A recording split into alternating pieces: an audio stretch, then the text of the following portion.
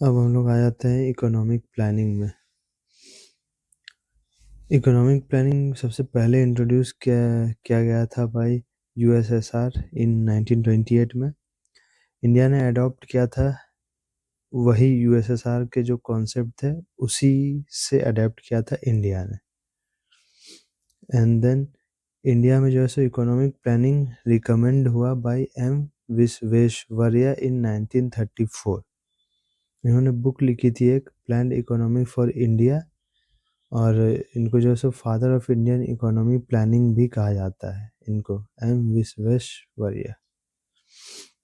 उसके बाद architect of planning, तो प्लानिंग का जो भी आर्किटेक्ट है यानी उसमें कैसे क्या होना चाहिए पूरा चीज़ को बनाया गया था भाई पीसी महालनोबिस। ये देखिए पीसी महालनोबिस। तो 1938 में जब जवाहरलाल नेहरू चेयरमैन थे तब जो है सो नेशनल प्लानिंग कमेटी को सेटअप करवाया गया, और जो उस वक्त कांग्रेस प्रेसिडेंट थे वो थे सुभाष चंद्र बोस। फिर 1943 से 1944 में बॉम्बे प्लान लाया गया, ठीक है, लाया गया by 8 leading industrialist of Mumbai, यानी मुंबई में 8 उद्योगपति थे, इंडस्ट्रियलिस्ट थे, जिन्होंने इन प्लान को प्रपोज किया या लाया। फिर 1944 में Gandhian plan bye Shriman Narayan Agarwal, इनके द्वारा लाया गया गांधीयन प्लान। फिर 1945 में पीपल्स प्लान बाय मनवेंद्र नाथ रॉय, तो इनके द्वारा लाया गया पीपल्स प्लान। 1950 में सर्वोदय प्लान, तो ये लाया गया बाय जयप्रकाश नारायण। तो ये इकोनॉमिक एंड सोशल प्लानिंग जो है सो वो concurrent list centre and state के 7th शेड्यूल ऑफ कॉन्स्टिट्यूशन के अंदर आता है, यानी एक प्रॉपर जो है सो कॉन्स्टिट्यूशन के द्वारा बनाया गया है। देन हम लोग देखते हैं प्लानिंग कमीशन।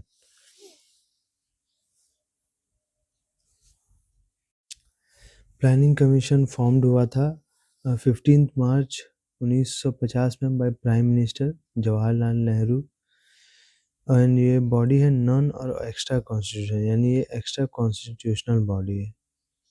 हेड ऑफिस है न्यू दिल्ली में, एंड चेयरमैन है इसके प्राइम मिनिस्टर ऑफ इंडिया, यानी कि जो फर्स्ट यानी कि इनका जो भी चेयरमैन बनेगा वो प्राइम मिनिस्टर ऑफ इंडिया ही रहेगा चेयरमैन, यानी कि फर्स्ट चेयरमैन थे जवाहरलाल नेहरू जी, एंड अभी के जो चेयरमैन है वो है नरेंद्र दामोदर दास मोदी जी, ठीक है। देन आ जाते हैं फर्स्ट डिप्यूटी चेयरमैन।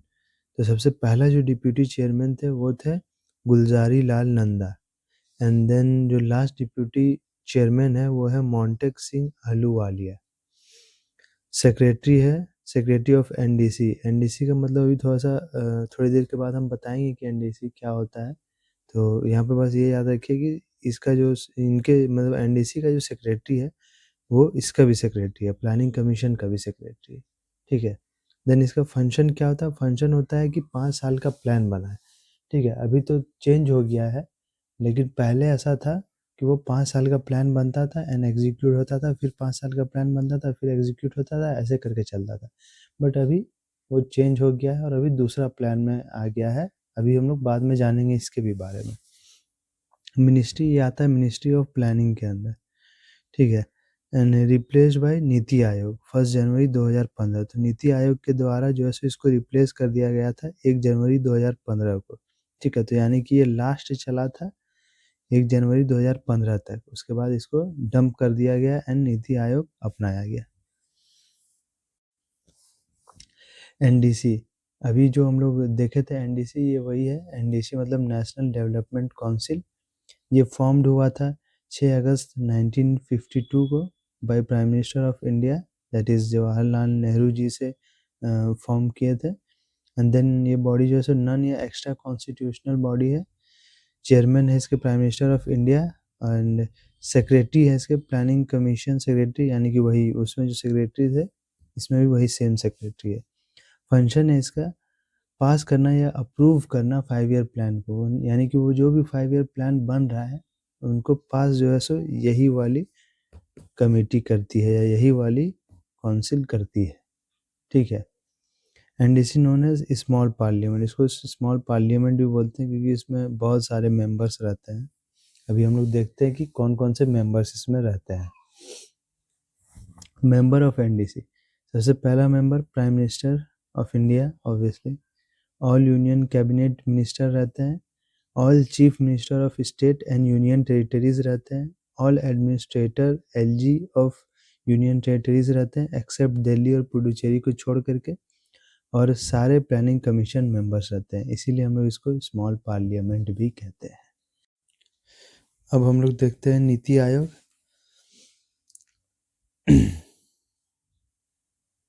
तो नीति आयोग का फुल फॉर्म है national institution for transforming India. ये फॉर्म हुआ था 1 जनवरी 2015 को by prime minister that is Narendra Damodar Das Modi ji. And ये बॉडी जो है सो नन और एक्स्ट्रा कॉन्स्टिट्यूशन मतलब बॉडी है। हेड ऑफिस है न्यू दिल्ली में। चेयरमैन है प्राइम मिनिस्टर ऑफ इंडिया। अच्छा, ये जो है नीति आयोग, इसमें जो सबसे फर्स्ट जो है सो चेयरमैन थे वो हमारे प्राइम मिनिस्टर मोदी जी थे। एंड अभी जो है प्रेजेंट चेयरमैन वो भी प्राइम मिनिस्टर मोदी जी है। ठीक है। फर्स्ट डिप्यूटी चेयरमैन जो है सो वो है अरविंद पंगरिया। प्रेजेंट डिप्यूटी चेयरमैन जो है वो है सुमन बेरी। इसका जो फर्स्ट सीईओ है वो है सिंधु श्री खुल्लर जी। एंड प्रेजेंट जो सीईओ वो है बीवी सुब्रमण्यम जी। मिनिस्ट्री ऑफ प्लानिंग, ये भी मिनिस्ट्री ऑफ प्लानिंग के अंदर आता है। फंक्शन है प्रिपेयर करना 15 साल का प्लान। तो वो जो पहले था वो उसका काम था कि 5 साल का प्लान को जो है सो बनाना, और इसका है 15 साल का प्लान जो है सो बनाना। रिप्लेस कर दिया गया प्लानिंग कमीशन को 1950 से 2014 तक, तो जो चलते आ रहा था उसको रिप्लेस कर दिया इसने, नीति आयोग ने। 4 मिनिस्टर मेंबर्स है, home minister, finance minister, defence minister, agriculture minister. And 4 full time members है जो कि है VK Saraswat, Ramesh Chand, doctor Vinod Paul and Arvind Virmani. तो ये जो चारों है ये फुल टाइम मेंबर है एंड ये लोग जो है सो मिनिस्टर मेंबर्स है। उसके बाद इसके अलावा और भी सारे मेंबर्स हैं, जैसे कि सारे सीएम ऑफ स्टेट और यूनियन टेरिटरीज, सारे एलजी या फिर administrator of union territories except Delhi, Puducherry and Jammu and Kashmir, उसमें 2 ही था, यहाँ पे 3 एक्सेप्शन है, तो ये याद रखना है। NITI Aayog known as policy think tank of government. Age, qualification, tenure of members are not defined, यानी कि जो है सो जो भी मेंबर्स है इसमें, तो उनका जो है सो ना मतलब एज का कोई ऐसा लिमिट नहीं है, मतलब कहीं भी लिखा हुआ नहीं है कि इतने से इतने एज वाले ही बन सकते हैं या इतने एज के बाद नहीं बन सकते हैं। ठीक है। क्वालिफिकेशन या टेन्योर यानी कि कितने साल तक वो रहेंगे या कितना मतलब उनका क्वालिफिकेशन वगैरह रहेगा, कितना पढ़े लिखे हुए कितना नहीं है, तो ये सब कुछ भी ऐसा डिफाइन नहीं है। ठीक है। वो कितने भी साल तक रह सकते हैं, कोई भी रह सकता है, कितने भी एज का बंदा हो। ठीक है। It promotes corporate federalism. Corporate federalism का मतलब है कि ये जैसे जो भी नीति आयोग लाया गया है तो उसमें स्टेट का जो गवर्नमेंट है और सेंट्रल जो गवर्नमेंट है वो दोनों मिल करके और अच्छे से काम करेगी, तो यही है कॉर्पोरेट फेडरलिज्म। यानी ऐसा नहीं कि सेंट्रल का पावर लाइक लिमिटेड है कि हम बस इधर ही कर सकते हैं, इतना ही कर सकते हैं, नहीं, वो दोनों मिल करके और अच्छे से काम कर सकती है। ठीक है। तो ये है it adopt bottom to top approach. अब हम लोग पढ़ेंगे 5 ईयर प्लान के बारे में। तो सबसे पहला प्लान देख लेते हैं। तो सबसे पहला प्लान आया था 1 अप्रैल 1951 को एंड ये चला था 31 मार्च 1956 तक। ठीक है। उस वक्त प्रधानमंत्री जी थे जवाहरलाल नेहरू। तो इसमें मॉडल था हैरोल्ड डोमार मॉडल। हम फोकस करता था एग्रीकल्चर प्रोडक्शन पे एंड इरिगेशन फैसिलिटी पे, दैट इज़ प्राइमरी सेक्टर। यानी कि जो भी हम लोग प्राइमरी सेक्टर में जो पढ़े थे, यानी फिशरीज वगैरह, मछली मारने वाला हो गया एंड पेड़ पौधा उगाने वाला हो गया, ये सब चीज़ में, तो इसमें इसका मेन फोकस था। मेन फोकस था एग्रीकल्चर में, क्योंकि उस वक्त देश एग्रीकल्चर से ही चल रहा था, हम लोग आगे पढ़े भी थे, है ना। तो टारगेट ग्रोथ था 2.1% का, लेकिन एक्चुअल ग्रोथ मिल गया 3.6%। जो कि काफ़ी अच्छा था, और इसको बोला गया it is known as agricultural plan, और एग्रीकल्चरल प्लान इसको नाम दिया गया। तो सेकंड प्लान जो है सो वो लॉन्च किया गया था 1 अप्रैल 1956 में, एंड एंड हुआ था 31 मार्च 1961 में। तो प्राइम मिनिस्टर थे अगेन जवाहरलाल नेहरू जी थे। मॉडल पीसी महालनोबिस, ठीक है, फेल्डमैन मॉडल नाम से जो है सो जाना जाता है। फोकस इन्होंने किया था, इस बार इन्होंने फोकस किया था इंडस्ट्रियल प्रोडक्शन पे, मतलब कि इंडस्ट्रीज़ को सेटअप करने में, और मतलब बड़ी-बड़ी मशीनें लगाई जाए, और इंडस्ट्रीज़ मतलब उस वक़्त इंडस्ट्रीज़ का पूरा बूम मिला था, ठीक है? तो इसलिए इस पे मेनली इस चीज़ पे फ़ोकस किया गया था, इंडस्ट्रीज़ पे एंड हेवी इंडस्ट्रीज़ पे। यानी कि स्टील के प्लांट लग रहे थे, ठीक है? और आपका जो है सो कोल वगैरह ये सब और भी बहुत सारी चीज़ों के प्लांट लग रहे थे। टारगेट ग्रोथ था 4.5%, एक्चुअल ग्रोथ था 4.2%, जो कि ओके था, मतलब अच्छा था, ऐसा नहीं कि बहुत बुरा था। It is known as industrial plan, industrial plan के नाम से भी जाना जाता है। तो 3 स्टील प्लांट थे हम लोग के, जो कि आप लोगों को याद रखना है, जो कि इम्पोर्टेंट है एग्ज़ाम पॉइंट ऑफ व्यू से। तो भिलाई स्टील प्लांट छत्तीसगढ़ में है, फंड बाय यूएसएसआर, उस वक्त फंड लिया गया था यूएसएसआर से और बनाया गया था छत्तीसगढ़ में Bhilai steel plant. Durgapur steel plant West Bengal में बनाया गया था, ये तो बहुत फेमस भी है। फंड बाय ब्रिटेन, ब्रिटेन से जो है सो फंड लिया गया था। राउरकेला स्टील प्लांट उड़ीसा में है, फंड बाय वेस्ट जर्मनी से फंड लिया गया था। उसके बाद आ जाते हैं हम लोग थर्ड प्लान में, जो कि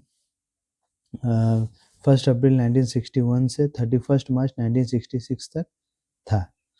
उस वक्त प्राइम मिनिस्टर थे जवाहरलाल नेहरू जी, लाल बहादुर एंड इंदिरा गांधी जी, ठीक है। तो ये लोग 3 लोग थे।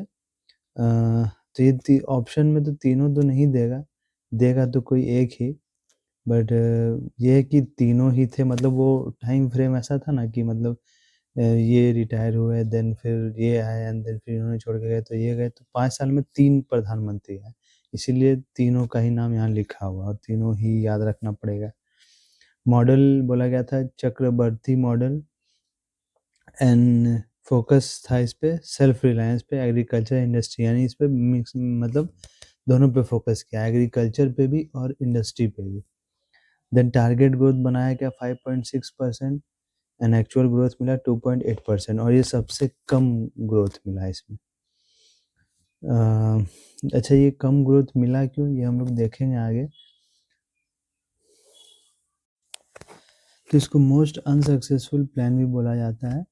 अच्छा, उस वक्त ये अनसक्सेसफुल प्लान हुआ क्यों, तो हुआ इसीलिए कि एक तो वार बहुत ज़्यादा उस वक्त हो रहा था, और दूसरा ये कि मतलब बारिश वगैरह नहीं हो रहा था, एकदम अकाल पड़ गया था, कह सकते हैं ना, इसीलिए ये अनसक्सेसफुल रहा। 1965 से 66 में ग्रीन रिवॉल्यूशन हुआ, इसको जो है सो गैडगिल प्लान भी बोला जाता है। तो 1962 में इंडिया चाइना वॉर हुआ, जिसकी वजह से बहुत नुकसान हुआ देश का। अगेन 1965 में जो है सो इंडिया पाकिस्तान वॉर हुआ, तो इसमें बहुत नुकसान हुआ, इसीलिए ये जो है सो मोस्ट अनसक्सेसफुल प्लान रहा।